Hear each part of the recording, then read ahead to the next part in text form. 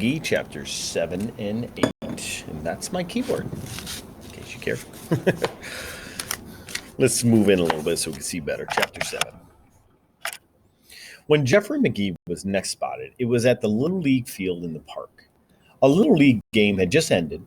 The Red Sox had won, but the big story was John McNabb, who struck out 16 batters to set a new 2 Mills LL record. 16 batters, wow. McNabb was a giant. He stood 5 feet 8 and was said to weigh over 170 pounds. He had to bring his birth certificate to the league director to prove he was only 12, and still most people didn't believe it. The point is, the rest of the league was no match for McNabb. It wouldn't have been so bad if he'd been a right fielder, but he was a pitcher. And there was only one pitch he ever threw, a fastball. Most of the batters never saw it. They just heard it whizzing past their nose. You could see their knees shaking from the stands. One poor kid stood there long enough to hear strike one go past, then threw up all over the plate. It was still pretty light out because there are a lot of strikeouts. A game goes fast. And McNabb was still on the mound, even though the official game was over. He figured he made baseball history and wanted to stretch it out as long as he could. There were still about 10 players around, Red Sockers and Green Sockers, and McNabb was making them march up to the plate and take their swings. There was no catcher. The ball just zoomed to the backstop. When the kid struck out, he went back to the end of the line. McNabb was loving it. After each whiff, he laughed and bellowed the strikeout total. 26, 27, 28. He was like a shark. He had the bloodlust.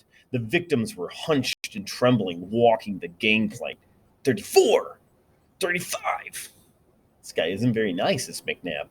And then somebody new stepped into the plate. Just a punky, runty little kid, no Red Sox or Green Sox uniform, kind of scraggly, with a book which he laid down on home plate.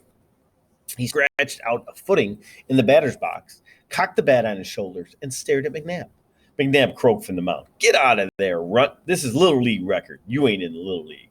The kid walked away. Was he chickening out? No. He was lifting a red cap from the next batter in line. He put it on. He was back in the box.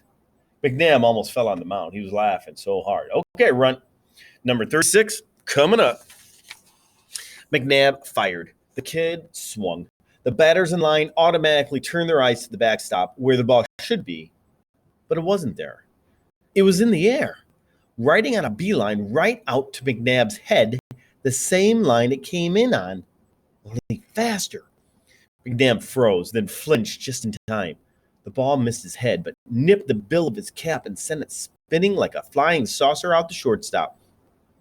The ball landed in the second base dust and rolled all the way to the fence in center field. Dead silence. Nobody moved. McNabb was gapping at the kid who was still standing there all cool and calm and waiting for his next pitch. Finally, a sort of grin slithered across McNabb's lips. He roared, "Get my hat! Get the ball!" Ted and kids scrambled to the fields, bringing him the hat and ball. McNabb had it figured now. He was so busy laughing at the runt, he lobbed him a lollipop, and the runt got lucky and pulled it.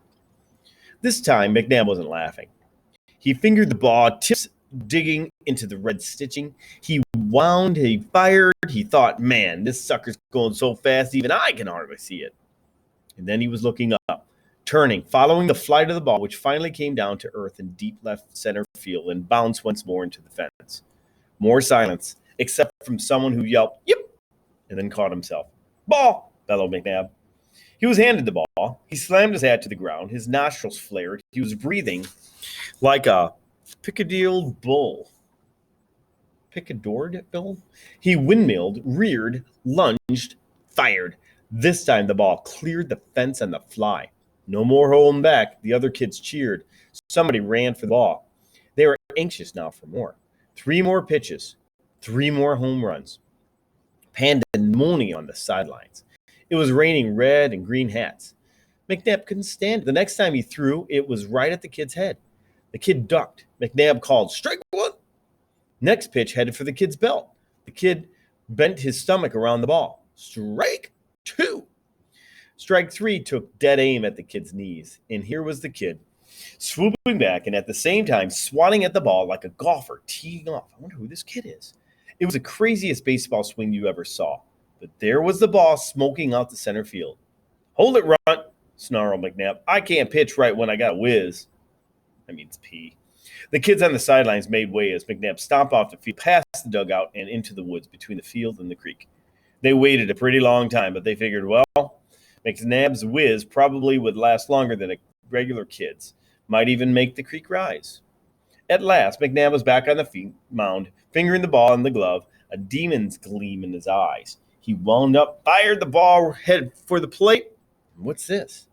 A leg ball? It's got legs, long legs. Pinwheeling toward the plate. It wasn't a ball at all. It was a frog. And McNabb was on the mound crackling away, and the kid at the plate was bug-eyed. Nobody'd ever tried to hit a fast frog before. He threw a frog. So what'd the kid do? He bunted it. He bunted the frog, laid down a perfect bunt in front of the plate, third base side, and he took off for first. He was halfway to second before McNabb jolted himself into action. The kid was trying for an inside-the-park home run bunt, the rarest feat in baseball, something that had hardly ever been done with a ball and never with a frog.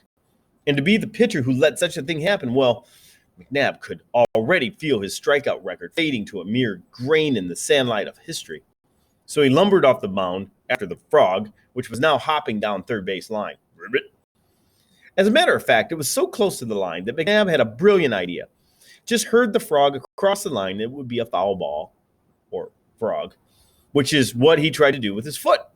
But the frog, instead of taking a left turn at his shoe, jumped over it and hopped on toward third base.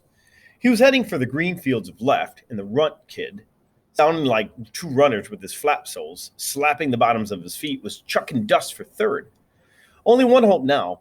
McNabb had to grab the frog and tag the runner out, but now the frog shot through his legs over to the mound and now towards shortstop and now towards second, and McNabb was lurching, lunging, throwing his hat at the frog, throwing his glove, and everybody was screaming, and the kid was rounding third and digging for home and unfroggable. The ball was heading back home too. The ball, the batter, the pitcher, all racing for home plate. And it was the batter, the new kid out of nowhere, who crossed the plate first, and at the same time scooping up his book, twirling his borrowed red hat back to the cheering crowds, and jogging on past the empty stands and up the hill to the boulevard. McNabb gasped, croaking after him, "Don't stop till you're out of town, Runt. Don't let me ever catch you." And that's how Jeffrey McGee knocked the world's first frog ball for a four-bagger. So that's Maniac McGee doing all that. I kind of thought so. Jeffrey McGee. Chapter 8. I love baseball.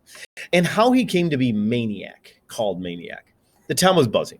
The schools were buzzing. Hallways, lunchrooms, streets, playgrounds, West End, East End, buzzing about the new kid in town. The stranger kid, scraggly, carrying a book, flap-soled sneakers. The kid who intercepted Brian Delaney's pass to hands down and punted it back longer than Dehaney himself ever threw it. The kid who rescued Arnold Jones from Finswalder's backyard. The kid who tattooed giant John McNabb's fastball for half a dozen home runs, then circled the sacks on a bunted frog. Nobody knows who said it first, but somebody must have said, "Kid's got to be a maniac." And somebody else must have said, "Yeah, regular maniac." And somebody else, "Yeah." And that was it. Nobody, except Amanda Beale, had any other name for him. So pretty soon, when they wanted to talk about the new kid, that's what they called him. Maniac. The legend had a name, but not an address, at least not an official one with numbers. What he did have was the deer shed at the Elmwood Park Zoo, which is where he slept his first few nights in town. He slept at the zoo. What the deer ate, especially the carrots, apples, and day-old hamburger buns, he ate. He started reading Amanda Beale's book his second day in town and finished it that afternoon. Ordinarily, he would have returned it immediately, but he was so fascinated by the story of the Children's Crusade that he kept it and read it the next day and the next. When he wasn't reading, he was wandering. When most people wander, they walk. Maniac McGee ran around town, around the near townships, around carrying the book, keeping it in perfect condition. This is what he was doing when his life, as it often seemed to do, took an unexpected turn. And that's the end of chapter 8.